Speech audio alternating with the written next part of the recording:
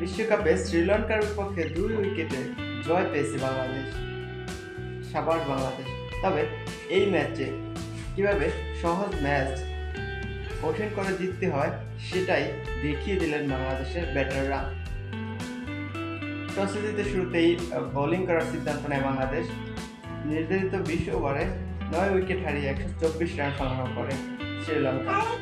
১২৫ রানের লক্ষ্যে খেলতে নেমে শুরুতেই বিপদে পড়ে বাংলাদেশ। সৌম্য সরকার যথারীতি ০ রানে আউট হয়েছেন। তানজিদ হাসান তামিম ৬ বলে মাত্র ৩ রান করেছেন। তিনিও প্যাভিলিয়নের পথ ধরেছেন। এবং তুষারা কিন্তু এই তানজিদ হাসান তামিমের উইকেটটি নিয়েছেন।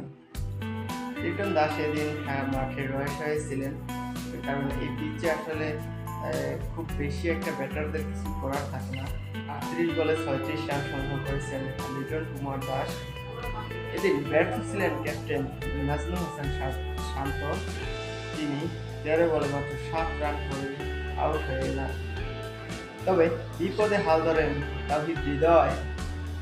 তার হৃদয় জেতানো একটা ম্যাচ, হৃদয় যেন এদিন সবার হৃদয় কেড়ে নিয়েছেন। মাত্র ২০ বলে ৪০ রান করে ২০০+ স্ট্রাইক দিতে তিনি ব্যাটিং করেছেন। এবং খুব মজার বিষয় হলো তিনি অনিন্দ হাসারাঙ্গা অর্থাৎ শ্রীলঙ্কার যে ক্যাপ্টেন, ওনাকে কিন্তু পরপর ৩ বলে ৩টা ছক্কা হাঁকিয়েছেন। আসলে এটাই ছিল খেলার টার্নিং পয়েন্ট। ৩ বলে ৩টা ছক্কা হাঁকিয়েই মূলত শ্রীলঙ্কাকে ম্যাচ থেকে ছিটকে দিয়েছেন। এরপরে যদিও আরও একটা ট্র্যাজেডি দেখতে পাই বাংলাদেশ দলে। পরপর কয়েকটা উইকেট হারিয়ে কিন্তু আবারও বিপদে পড়ে বাংলাদেশ। তবে শেষ দিকে মাহমুদুল্লাহ রিয়াদের নৈপুণ্যে খুব সহজভাবেই ম্যাচটি জিতে নেয় বাংলাদেশ এবং পূর্ণ ২টি পয়েন্ট কিন্তু বাংলাদেশের দখলে আছে। একই সাথে কিন্তু শ্রীলঙ্কা টানা ২টি ম্যাচ হেরে অনেকটাই ব্যাকফুটে থেকে বিজয়ের সংখ্যায় কিন্তু এই মুহূর্তে শ্রীলঙ্কার সামনে।